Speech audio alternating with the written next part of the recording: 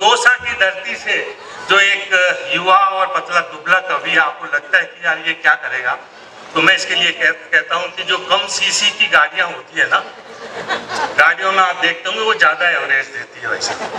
तो आज के कवि सम्मेलन का हमारा ये ओपनर बैट्समैन भाई राजेश खंडेलवाल को मैं इन शब्दों के साथ आमंत्रित करता हूँ कि हंसा हंसा के लोटपोट कर दूंगा, हंसा हंसा के लोटपोट कर दूंगा, पेट में आपके करोट कर दूंगा, इतना हंसेंगे लोग चलाते होंगे तीर और तमंचे, मैं तो हास्य से ही आपके दिलों पे चोट कर दूंगा। जोरदार तालियों से स्वागत करें। भगवान महावीर के चरणों में नमन करता हूँ, मंच को प्रणाम करता हूँ, आप सबका वंदन अभिनंदन करता हूँ। हर कुछ ऑनलाइन मंगवाया जा रहा है, खाना भी, गाना भी, पीना भी, सब ऑनलाइन। मेरे साथ क्या हादसा हुआ, आनंद लीजिएगा कि ऑनलाइन शॉपिंग से अब बचाए रामा, इसके कारण घर में हो गया हंगामा। पत्नी के जन्मदिन पर तोहफे के वास्ते मंगवाई थी साड़ी और निकला पजामा, मंगवाई थी साड़ी और निकला पजामा। एक कवि श्रोताओं से कह रहा था, बोलो तालियां बजाओ मुझे स्टार्ट कर दो, तालियां बजाओ मुझे स्टार्ट कर दो। सामने उसकी पत्नी बैठी थी, बोलो स्टार्ट करने के लिए किक लगाऊं के? क्या बात। मेरी किस्मत में नहीं है अंगूरी पेठा, मैं एक अनपढ़ लड़की से प्यार कर बैठा। मैंने प्यार का इजहार किया, लव लेटर लिख के दिया, लेकिन थोड़ी देर बाद मेरा तो सिर चकरा गया। अपने बाप से जाकर बोली, पापा लो बिजली का बिल आ गया। क्या बात, क्या बात। पापा लो बिजली का बिल आ गया। एक दोस्त की पत्नी का जन्मदिन आया, भाई ने हमको बुलाया। अब उसने केक काटते समय अपनी पत्नी से कहा, happy birthday my sweet life, my sweet wife. अब भाषा का मजा लीजिएगा, happy birthday my sweet life, my sweet wife. अब अपन को तो अंग्रेजी आज तक समझ नहीं आई, अपन ने तो स्वीट का मतलब समझ लिया मिठाई। मैंने कहा, तू तो है मेरे बचपन का सखा, अगर स्वीट है तो थोड़ी सी चखा। वाह वाह वाह वाह। अगर स्वीट है तो थोड़ी सी चखा। एक दोस्त शादी करके घर आया तो मैंने उसको गलत समय पे फोन लगाया और मैंने सामान्य सा सवाल पूछा, अरे मैंने की भाभी जी दिखने में कैसी है? वो बोला अभी तक तो सुंदर है। अरे मैंने कहा अभी तक से मतलब? बोलो बाकी सुबह मुंह धोने पे पता चलेगा। बहुत बढ़िया भैया, बहुत बढ़िया। होली के दिन एक दोस्त का फोन आया, बोले यार रजवा जल्दी आ। अरे मैंने क्या बात आ गई? बोलो यार मैं सामने पड़ोसन से होली खेलना चाहता हूँ, अब तू बता क्या सावधानी अपनाऊं? तू तो कवि है, जानता होगा। हाँ मैंने की मैं तो एक्सपर्ट हूँ। अब मैंने उसे क्या सावधानियां बताई, मजे लीजिएगा कि होली खेलते समय सावधानी अपनाइए और पड़ोसन के चेहरे पे रंग लगाने से पहले अपने चेहरे पे लगाइए। पड़ोसन के चेहरे पे रंग लगाने से पहले अपने चेहरे पे लगाइए।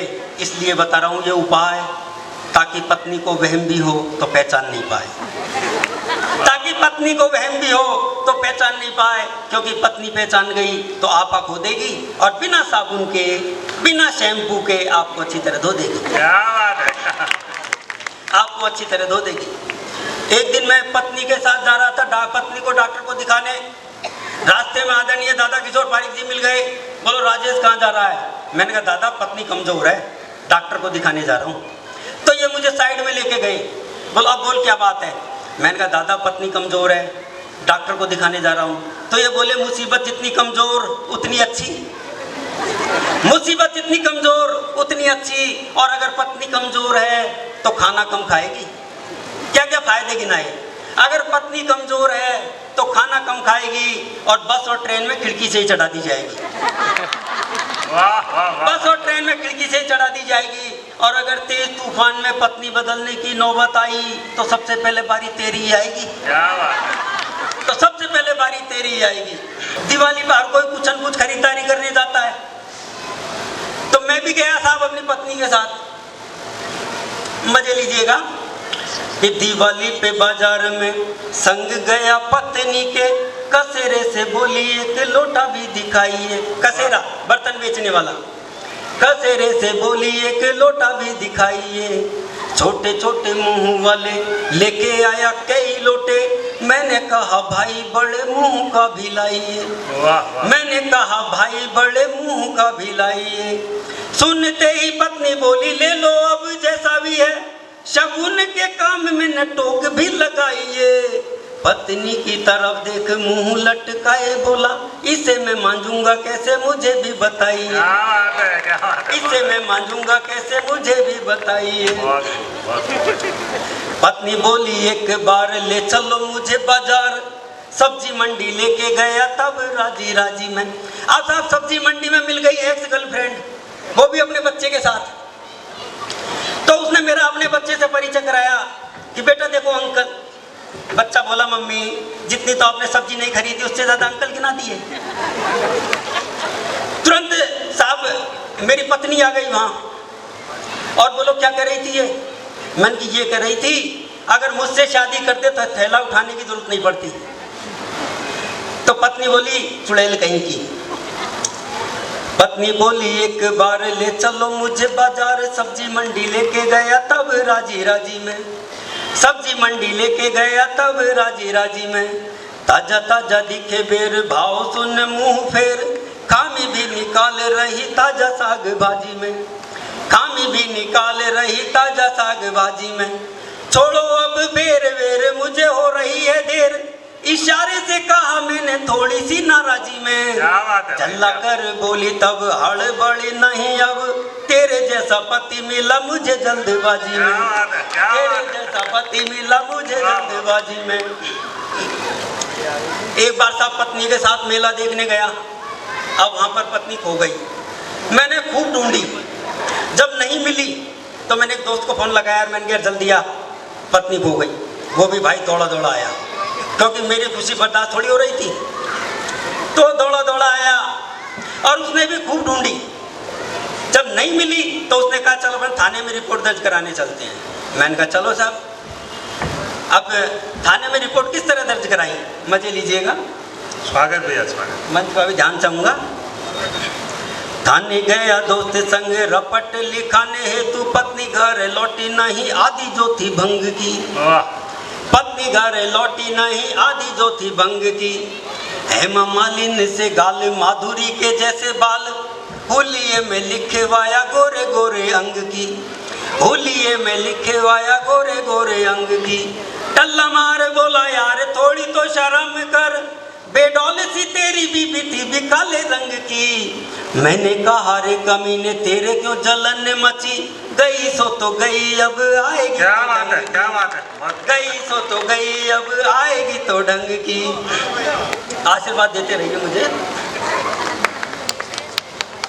एक बार पत्नी से झगड़ा हो गया। अब पत्नी तो चुप होने वाली नहीं, तो मैंने हाथ जोड़ के कहा कि चुप हो जा और मुझे शांति के साथ रहने दे। अब शांति का नाम सुनते ही तो पत्नी का पारा हाई हो गया। उसने क्या जवाब दिया, चुप रहना अब वश में नहीं मैं तो कहूंगी। वाह। हरकत तुम्हारी जान मन अब न सहूंगी।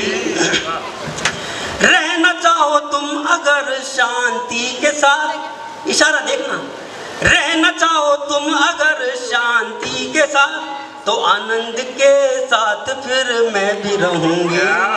आनंद के साथ फिर मैं भी रहूंगी। 4 लाइन और देखिए।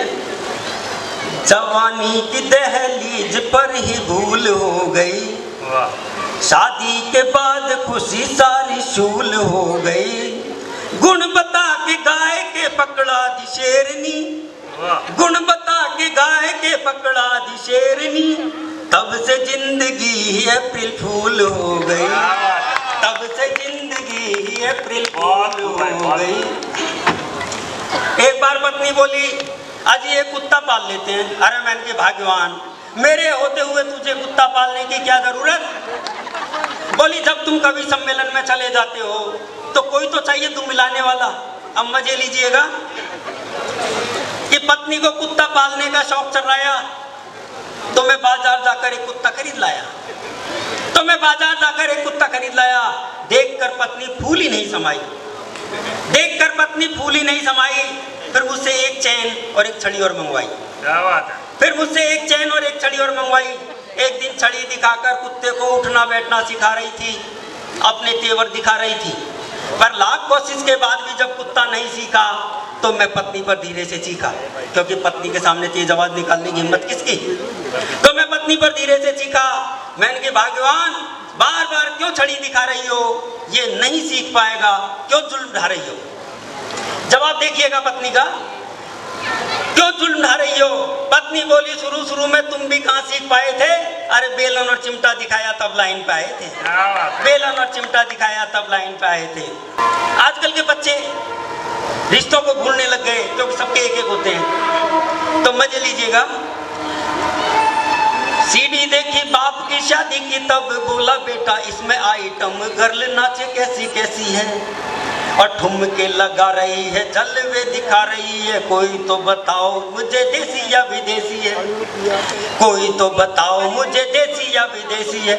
सुनते ही बाप ने फिर थप्पड़ लगाए चार, बोला नालायक तेरी सोच कैसी कैसी है, और नाच के दिखा रही जो ठुमके लगा रही वो एक तेरी बुआ और एक तेरी मौसी है, एक तेरी बुआ और एक तेरी। धन्यवाद।